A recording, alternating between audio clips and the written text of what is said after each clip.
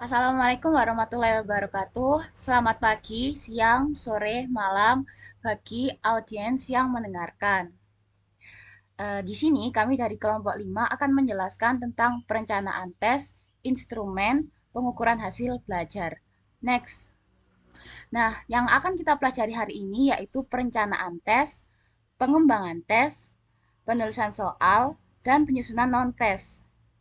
Baik, untuk yang pertama akan saya sendiri yang menjelaskan yaitu tentang perencanaan tes. Nah, tes itu apa sih? Jadi, tes itu merupakan alat atau prosedur yang digunakan untuk mengetahui atau mengukur sesuatu dengan menggunakan cara atau aturan yang telah ditentukan. Nah, kalau perencanaan itu apa? Jadi, perencanaan itu suatu proses dalam berpikir secara logis dan pengambilan keputusan yang rasional sebelum melakukan berbagai tindakan yang hendak dilakukan. Hal ini akan membantu setiap pihak dalam memproyeksikan masa depannya dan memutuskan cara terbaik dalam menghadapi situasi yang akan terjadi di masa depan. Next. Jadi, kesimpulannya perencanaan tes itu apa? Nah, tes adalah alat yang direncanakan untuk mengukur kemampuan, keahlian, atau pengetahuan. Setiap kegiatan belajar harus diketahui sejauh mana proses belajar tersebut telah memberikan nilai tambah bagi kemampuan siswa. Nah, salah satu cara untuk melihat peningkatan kemampuan itu gimana? Yaitu dengan melakukan tes. Tes sebagai alat penilaian berupa pertanyaan-pertanyaan yang akan diberikan kepada siswa untuk mendapatkan jawaban dari siswa baik dalam bentuk lisan melalui tes lisan, dalam bentuk tulisan melalui tes tulis, atau dalam bentuk perbuatan melalui tes tindakan. Guru harus memahami tentang anak didiknya yang akan dites. Karena itu, pendidik harus membuat perencanaan tes dengan teliti agar hasil dari pengukuran tersebut dapat sesuai dengan tujuan dibuatnya tes. Menilai hasil belajar siswa adalah pengambilan keputusan yang sangat penting yang menentukan nasib akademik siswa, sehingga harus didasarkan pada data yang tepat dan akurat. Nah, data tes hasil belajar yang menjadi dasar penilaian inilah harus dilakukan secara objektif, bebas dari pertimbangan subjektif, dan dapat diuji kembali. Data-data itulah yang diperoleh dari hasil pengukuran menggunakan tes hasil belajar. Data hasil belajar yang baik diperoleh dari pengukuran menggunakan tes hasil belajar yang baik pula. Next. Kemudian di sini kita akan belajar mengenai perencanaan tes. Ada beberapa kegiatan yang harus dilakukan guru sebagai pendidik, yaitu ada A, menentukan cakupan materi yang akan diukur. Nah, ada 4 langkah dalam sistem penilaian berbasis kompetensi dasar, yaitu yang pertama, menulis kompetensi dasar. Yang kedua, menulis materi pokok. Yang ketiga, menentukan indikator. Yang keempat, menentukan jumlah soal. Kemudian, kegiatannya selanjutnya yaitu B, memilih bentuk tes. Pemilihan bentuk tes dapat dilakukan dengan tepat bila didasarkan pada yang pertama ada tujuan tes, kedua jumlah peserta tes, ketiga waktu yang tersedia untuk memeriksa lembar jawaban tes, cakupan materi tes, dan keempat karakteristik mata pelajaran yang diujikan. Kemudian kegiatan yang ketiga yaitu C, menetapkan panjang tes. Ada 3 hal yang harus dipertimbangkan dalam menentukan jumlah soal, yaitu bobot masing-masing bagian yang telah ditentukan dalam kisi-kisi, kendala yang diinginkan, dan waktu yang tersedia. Next. Kemudian ada jenis-jenis tes hasil belajar atau THB. Berdasarkan cara yang dilakukan, THB dapat dilakukan dengan cara observasi. Tes berupa observasi biasanya digunakan untuk mengukur kemampuan praktik dengan rancangan butir THB yang telah disiapkan. Tes juga dapat disampaikan dengan cara wawancara, yaitu secara lisan, dan tes tertulis atau paper and pencil test. Nah, kalau tes wawancara itu yang seperti apa? Jadi satu persatu, eh, apa ya, seperti ditanya, apa bertanya dan menjawab seperti itu secara lisan. Nah, kalau tes tertulis itu dilakukan apabila tidak diinginkan menanyakan satu persatu, jadi tidak ingin tanya jawab secara lisan gitu. Terus mengandalkan tetapi dengan cara menuliskannya. Kemudian untuk tes tertulis itu mengandalkan banyaknya peserta yang terkumpul di suatu tempat dan diujikan secara serempak. Nah, gambar yang di samping itu merupakan contoh eh, tes hasil belajar yang berupa observasi. Jadi, ketika seseorang itu praktek, penilaiannya itu sudah disediakan berupa seperti kayak kalau bagus mendapat nilai 90, kalau biasa saja 85 seperti itu. Jadi tinggal mengisi saja. Next. Kemudian, menurut bentuknya, THB, tes hasil belajar, dapat berbentuk esai dan objektif. Nah, esai sendiri itu terbagi menjadi dua, yaitu tes esai jawaban terbatas atau restricted essay test, dan tes esai jawaban luas, yaitu extended essay test. Nah, apa sih dari masing-masing itu?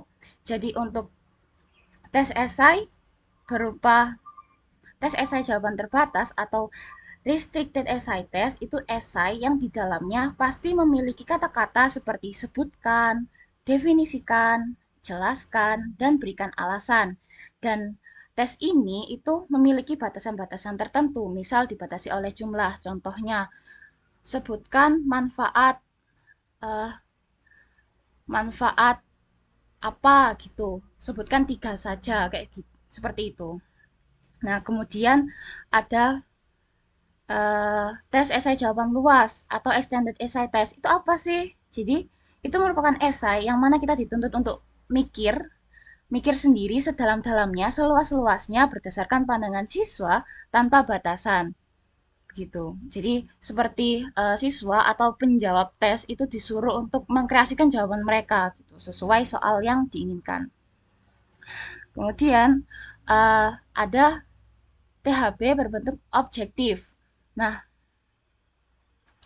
untuk tes objektif ini, pilihan jawaban telah disediakan oleh pengembang tes dan tugas peserta tes adalah hanya melakukan pilihan yang diperlukan untuk menjawab soal. Jadi tinggal milih-milih aja. Nah, contohnya ada tes yang benar salah gitu, terus pilihan ganda, sebab akibat, menjodohkan dan sebagainya. Jadi udah tersusun gitu, tinggal jawab aja.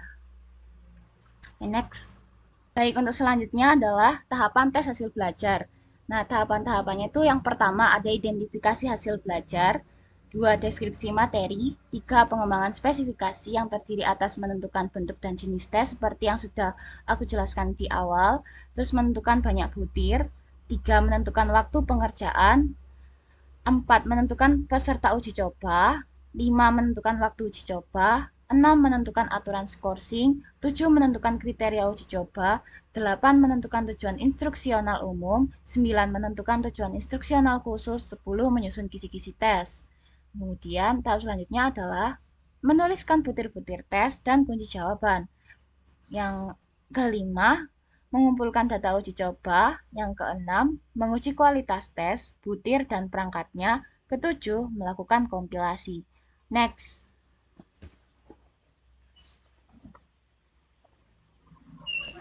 Selanjutnya ada pengembangan tugas. Next.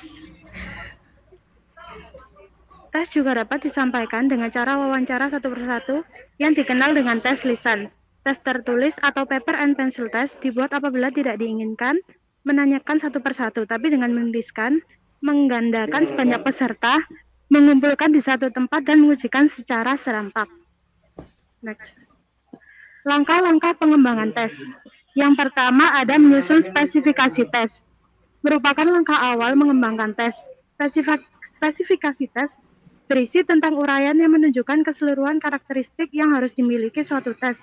Penyusunan spesifikasi tes mencakup kegiatan, menentukan tujuan tes, menyusun kisi-kisi, menentukan bentuk tes, dan menentukan panjang tes. Yang kedua, menulis soal tes. Penulisan soal merupakan langkah menjabarkan indikator menjadi pernyataan yang karakteristiknya sesuai dengan kisi-kisi yang telah dibuat. Yang ketiga, menelaah soal tes. Menelaah soal perlu dilakukan untuk memperbaiki soal jika ternyata dalam pembuatannya masih ditemukan kekurangan dan kesalahan. Yang keempat, melakukan uji coba. Tahap ini dilakukan untuk memperbaiki kualitas soal yang telah disusun. Yang kelima, menganalisis butir soal. Tiap butir soal perlu dianalisis lebih lanjut. Melalui analisis dapat diketahui antara lain tingkat kesukaran, daya beda, dan juga efektivitas pengecoh. Yang keenam, memperbaiki tes. Selanjutnya adalah memperbaiki bagian soal yang belum selesai dengan yang diharapkan berdasarkan analisis butir soal. Yang ketujuh, merakit tes. Keseluruhan butir soal yang sudah dianalisis dan diperbaiki kemudian dirakit menjadi satu kesatuan tes. Yang delapan, melaksanakan tes. Tes yang telah disusun diberikan kepada orang yang ditujukan untuk mengerjakan tes. Yang kesembilan, menafsirkan hasil tes. Hasil tes menghasilkan data kuantitatif berupa skor. Skor kemudian ditafsirkan menjadi nilai rendah, menengah, dan tinggi. Tinggi rendahnya nilai dikaitkan dengan acuan penilaian.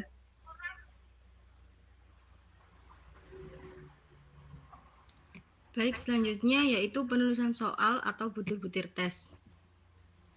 Tahapan penulisan butir tes ada dua.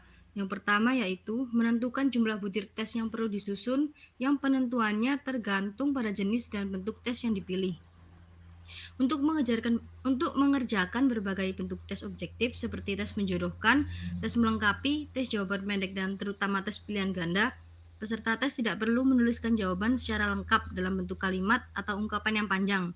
Sebagai gantinya, waktu yang diperlukan untuk menjawabnya hanyalah waktu untuk memahami pertanyaan, memilih dan menemukan jawaban, dan merekam pilihannya itu pada lembar jawaban. Yang selanjutnya yaitu menulis butir-butir tes tergantung pada jenis dan bentuk tes yang dipilih. Penetapan jenis dan bentuk tes menentukan banyak sedikitnya butir tes yang dapat dikembangkan. Dalam hal ini, dibandingkan tes esai, tes objektif memerlukan jumlah butir tes yang jauh lebih banyak. Karena usaha penulisan butir tes di awal itu mungkin saja tidak langsung menghasilkan butir-butir tes yang baik dan sesuai. Pasti ada kekurangan dan kelemahan. Beberapa butir tes pada awal penulisan itu bisa saja ternyata tidak sesuai dan tidak dapat digunakan sehingga harus dihilangkan. Oleh karena itu, untuk menghadapi hal semacam itu, maka butir tes yang disiapkan pada awal penulisan perlu sebaiknya lebih besar jumlahnya daripada yang sebenarnya dibutuhkan.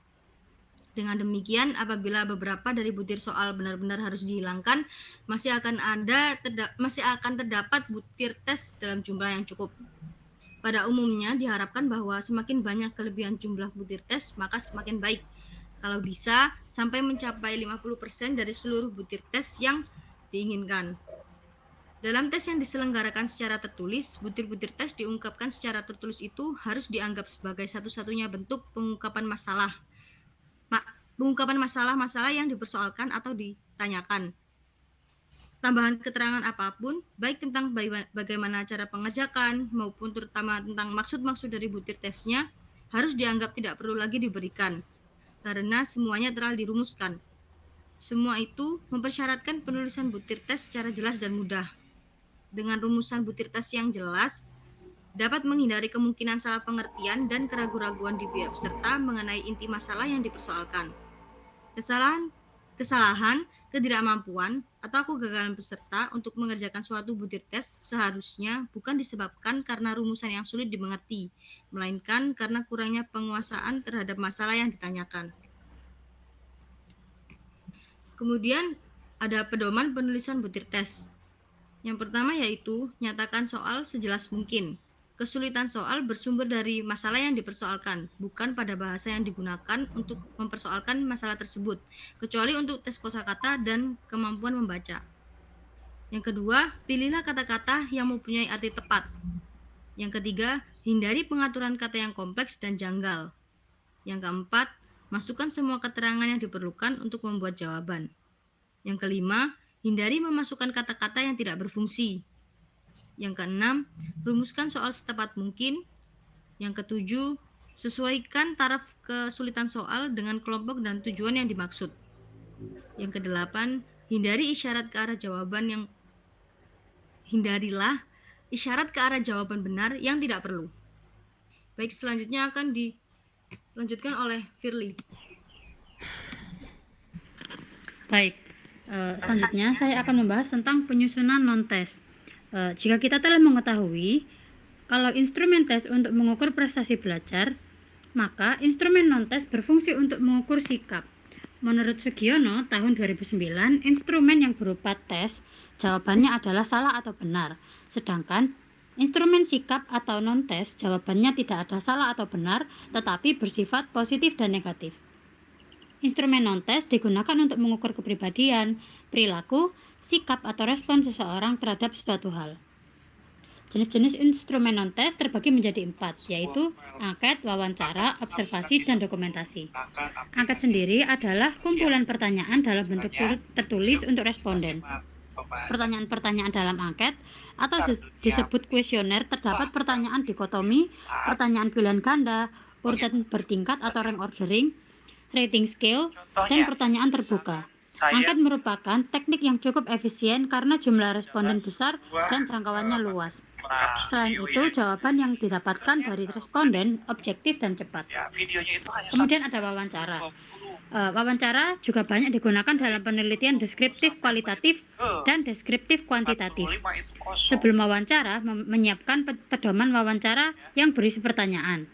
Bisa mencakup fakta, data, pengetahuan, konsep, pendapat, persepsi, atau evaluasi responden berkenaan dengan fokus masalah atau variabel-variabel yang dikaji dalam penelitian. Bentuk pertanyaan bisa sangat terbuka dan bisa sangat berstruktur. Kemudian observasi.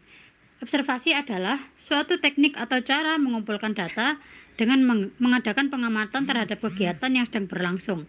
Kegiatan tersebut bisa berkenaan dengan cara guru mengajar, siswa belajar, kepala sekolah yang sedang memberikan pengarahan, dan sebagainya. Dapat dilakukan secara partisipatif atau non-partisipatif. Dalam observasi partisipatif, pengamat ikut serta dalam kegiatan yang sedang dilakukan. Dalam observasi non-partisipatif, pengamat tidak ikut serta dalam kegiatan dan hanya mengamati kegiatan itu sendiri. Kemudian ada dokumentasi. Teknik pengumpulan data dengan menghimpun dan menganalisis dokumen-dokumen, baik dokumen tertulis, gambar, maupun elektronik, dan dipilih sesuai dengan tujuan dan fokus masalah. Sebelum observasi, perlu menyiapkan pedoman observasi. Dalam penelitian kualitatif, pedoman observasi ini hanya berupa garis-garis besar atau butir-butir umum kegiatan yang akan diobservasi.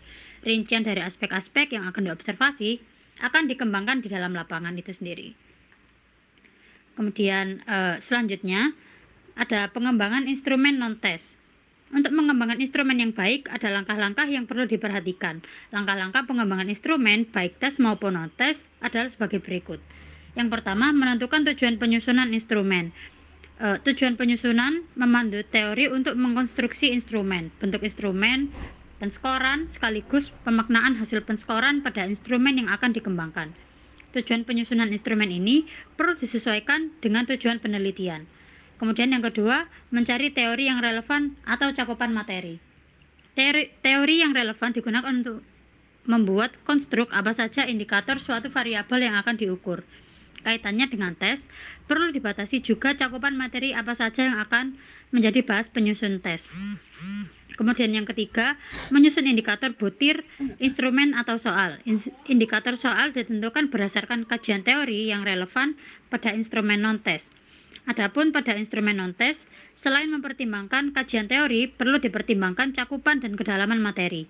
Indikator ini bersifat khusus, sehingga dengan menggunakan indikator dapat disusun menjadi butir instrumen. Biasanya, aspek yang akan diukur dengan indikatornya disusun menjadi kisi-kisi. Kemudian yang keempat, menyusun butir instrumen. Penyusunan butir ini dilakukan dengan melihat indikator yang sudah disusun pada kisi-kisi. Pada penyusunan butir perlu mempertimbangkan bentuknya. Misal, untuk non-tes menggunakan angket. Jika peneliti akan menggunakan instrumen berupa tes, perlu dipikirkan apakah akan menggunakan bentuk objektif atau menggunakan bentuk uraian atau esai. Kemudian yang kelima, validasi isi dilakukan dengan menyampaikan kisi-kisi, butir instrumen, dan lembar diberikan kepada ahli untuk ditelaah secara kuantitatif dan kualitatif.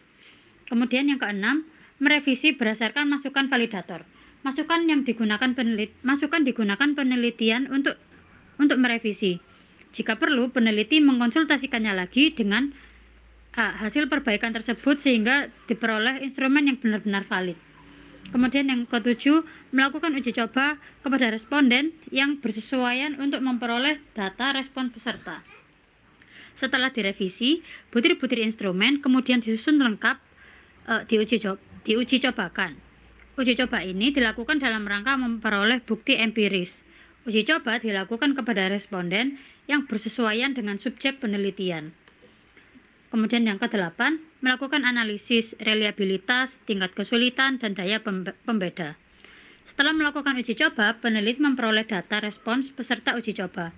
Dengan menggunakan respons peserta, peneliti kemudian melakukan penskoran tiap butir. Selanjutnya, hasil penskoran ini digunakan untuk melakukan analisis reliabilitas skor, perangkat tes, dan juga analisis karakteristik butir. Analisis karakteristik butir dapat dilakukan dengan pendekatan teori tes klasik maupun teori respons butir.